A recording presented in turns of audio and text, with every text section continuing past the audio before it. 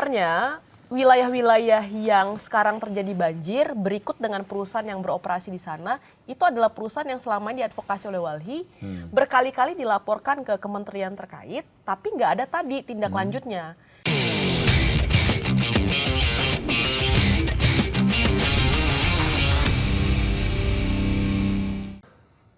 Kan teman-teman Walhi kan ada di lokasi deh. Ada satu lembaga filantropi bilang ke kita, kenapa kita selalu gagap, Mas? Karena tidak ada leadership di tengah bencana. Ketika kita datang sampai bandara, itu kita tuh bingung. Ini kita bawa barang ini, kita bawa semua pasukan kita, itu mau kemana? Mau di tempat misalkan di Sumatera gitu, di Medan, ini mau kemana kita nih? Gak ada yang ngatur, kamu kesana ya, kamu kesana, dompet duafa kesana, asal rumah ninti kesana, jadi semuanya tersebar. Nah dia bilang tidak ada kepemimpinan di tengah bencana sekarang. Nah tuh tadi Pak Rudi bisa tanggapin. Kalau menurut Mbak Oli gimana?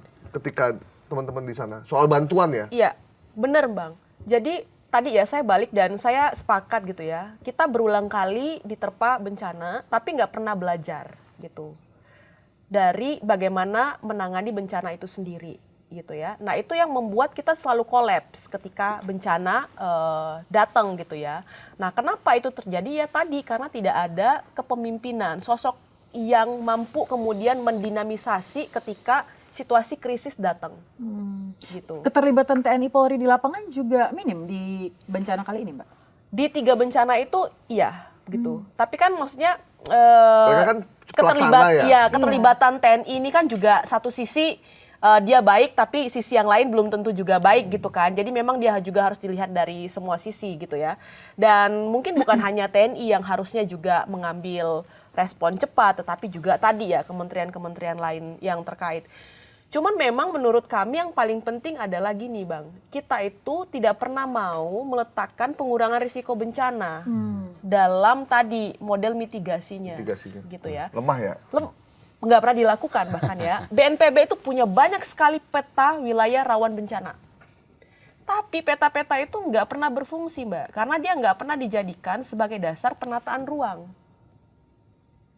Gitu. Jadi ada nih kita tahu titik-titik bencana gitu ya, tapi dalam konteks penataan ruang, wilayah-wilayah itu justru menjadi wilayah-wilayah yang paling banyak diterbitkan izin gitu ya. Sebut saja kayak tadi Punggungan Bukit Barisan itu kan sebenarnya adalah wilayah rawan ya, bukan hanya banjir longsor, tetapi juga ada patahan ya, patahan-patahan megatrust gitu ya di sana gitu ya, yang kemudian ketika itu salah urus maka itu akan berdampak besar sekali.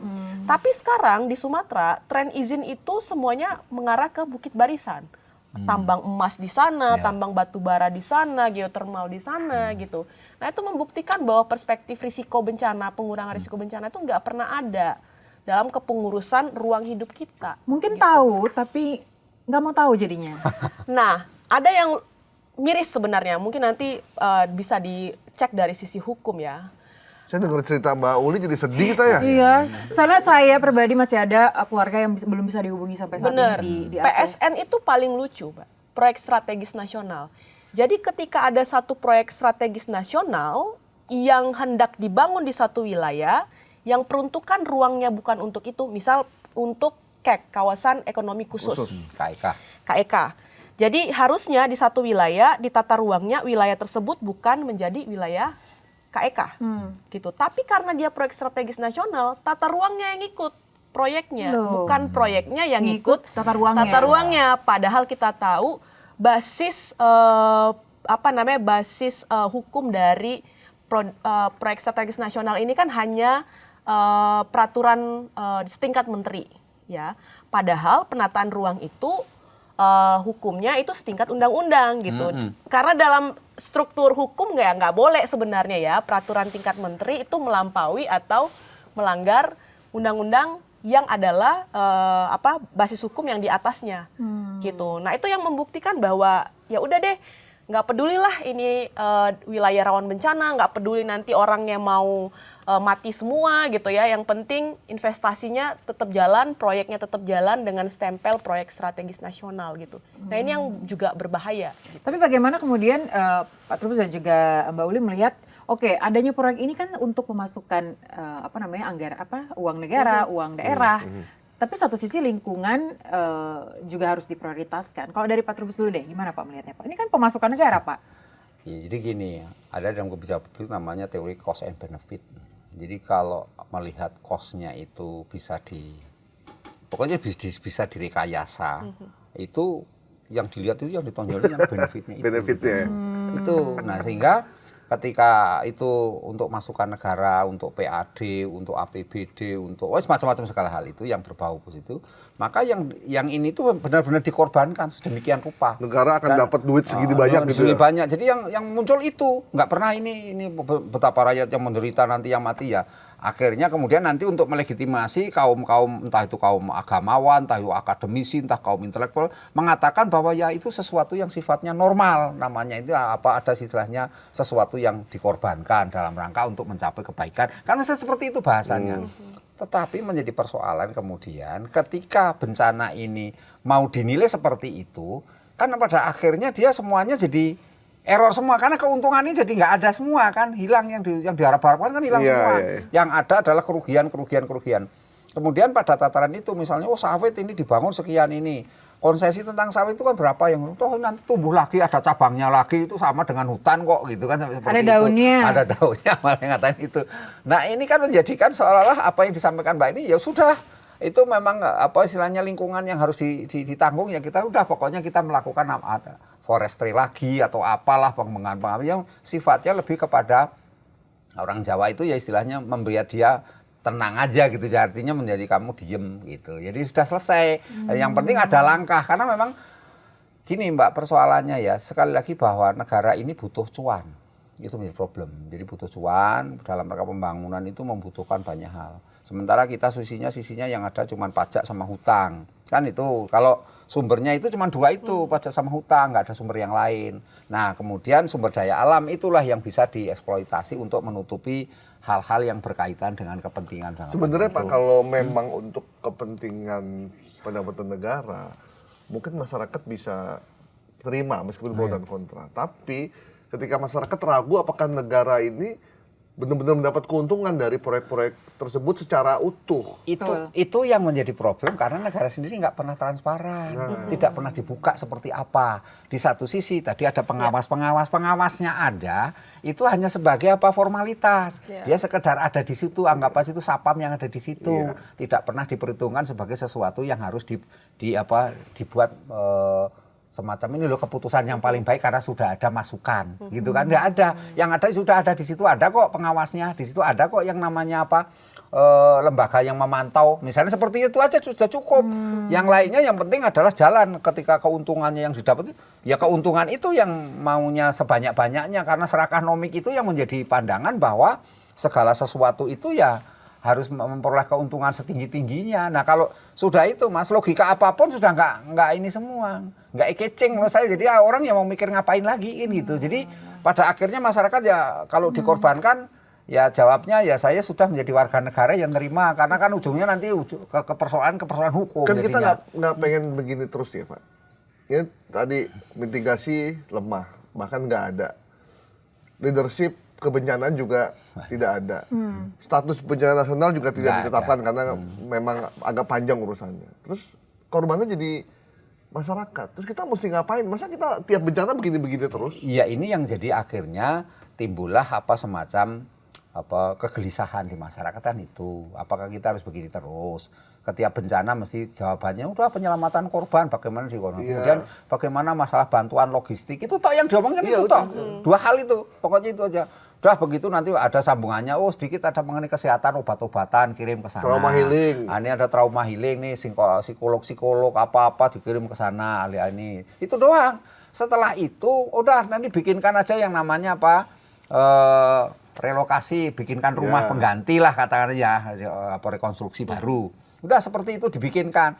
Tapi kita nggak pernah menganalisa loh, apa misalnya di Cianjur setelah direkonstruksi 2-3 tahun adakah yang nggak ada. Nggak ada. Udah dilupakan semua, nggak ada. Orang melupakan masyarakat kita ya sudah lupa lah semuanya apa yang terjadi. Anggap aja itu namanya takdir nasib ya sudahlah itu yang terjadi. Mbak Uli, tapi Iya. dari Wali sendiri udah pernah belum membahas ini duduk bersama dengan pemerintah yang terkait misalkan lingkungan, kehutanan dan lain sebagainya. Respon mereka apa sih terkait Dari dulu dengan kerja Walhi itu Mbak. sejauh yang Kita terbaru melakukan koreksi kebijakan ya. Dan sebenarnya wilayah-wilayah yang sekarang terjadi banjir berikut dengan perusahaan yang beroperasi di sana itu adalah perusahaan yang selama ini diadvokasi oleh Walhi, berkali-kali dilaporkan ke kementerian terkait, tapi nggak ada tadi tindak lanjutnya. Jadi ketika kita ngelapor ya, kita bawa data lapangan, analisis hukum dan lain sebagainya, sampai di mejanya, setelah itu kita nggak tahu lagi tuh barang diapain. Ganti menteri, nggak tahu lagi menteri barunya. Iya. Oh ini pernah Udah dilaporkan dirapiin, ya. udah gudangnya udah dirapiin, Pak. Oh, saya Buat lihat. kertasnya. Arsipnya hilang. Arsipnya hilang. Udah dibakar. Selalu Dimusnahkan. begitu. Dimusnahkan. Iya, selalu begitu. Jadi sebenarnya itu yang membuktikan bahwa mekanisme penegakan hukum di kita itu juga nggak berjalan maksimal gitu ya. Kalau kemudian pengurus negara itu nggak mampu bekerja sendiri, harusnya menggandeng lebih banyak masyarakat sipil ya, yang juga bekerja di lapangan. Tapi kan itu juga nggak pernah dilakukan. dilakukan, Mbak. Itu jeleknya negara kita. Tapi gitu. Walid udah tahu pernah mungkin menginvestigasi ada perusahaan-perusahaan yang diduga melakukan eksploitasi dan lain sebagainya terafiliasi dengan elit-elit mungkin? Banyak. Bahaya sih, ini, Mbak. bahaya ini, bahaya kamu Ini ya. pertanyaan di tepi jurang ya. Nanti bisa ke pengadilan kita nih kalau Pengadilan. gini. Kan kita ingin bikin terang Iya. gitu. Kenapa kan kita harus lihat faktor-faktornya. Kenapa ini lama diurus gitu? Apakah Bahaya ntar kayak Kalau- ini ya. Tapi Bapak kalau bisa kita, terang ya. nanti jadi gelap malah nanti. Ntar kayak Haris Azhar ini. Kalau kita ngelihat ya Mbak, data analisis yang dilakukan teman-teman ya, dari ratusan anggota DPR itu kan 70%-nya sebenarnya latar belakang mereka itu pebisnis, ya kan? Pembantunya presiden dan presiden serta keluarganya juga pebisnis gitu kan. Jadi ya wajar aja hal-hal Menteri yang maksudnya, berkaitan- pembantu itu menteri ya. Ya, pembantunya presiden menteri lah ya, menteri-menteri gitu kan. Itu juga banyak berlatar belakang pebisnis gitu. Jadi sangat sulit. Jadi kita bertanya, ini pengurus negara berikut dengan anggota DPR sedang ngurus negara atau sedang ngurus bisnisnya? Nah kan, nah itu nggak bisa dibedakan ya. baik, Nah giliran dampaknya kayak sekarang justru lebih banyak pencitraan. Yang angkut-angkut beras itu ya ketika dia jadi menteri itu melepaskan puluhan juta hektar Juta hutan Ya. dengan pemberian izin ya kan. Ya, sekarang pura-pura kemudian tampil menjadi heroik gitu kan.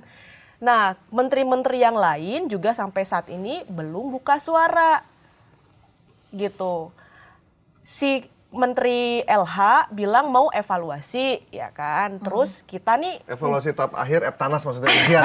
Tanah. evaluasi Was, perizinan. was. Tapi kan sekarang aduh bentar lagi UAS nih gue. Awas itu Tapi was kan itu. sekarang kita nggak butuh omon-omon ya Mbak ya. Kita Iya. butuh aksi nyata ya kan. Aksi gitu kan. Nah kalau cuma omon-omon ya nggak usah lah di tengah derita. Banyak orang gitu ya, terus janji-janji manis gitu. Kita tantang aja nih kementerian-kementerian ini ya. Menteri Kehutanan Sebut bilang akan namanya, evaluasi. Menhut. Tuh, Pak Menhut ya. Ya, Pak Oke. Menhut ya. Ini ada Walhi nih, Wahabi Lingkungan.